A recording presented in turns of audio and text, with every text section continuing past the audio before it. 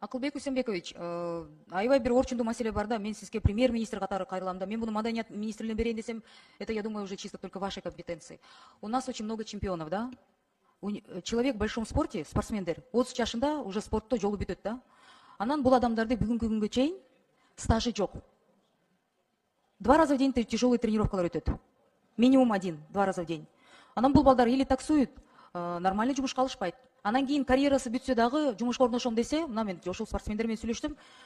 Жумушта стажыбыз жок деп эч жака албайт дейт бизде. Биз эч кимге керек жокпуз дейт. 1000 баланын арасынан 1 чемпион чыкса жакшы. 7 миллион арасынан канча чемпионубуз бар? Калган 95% алада бизди ырыт коюп атасыңар дейт.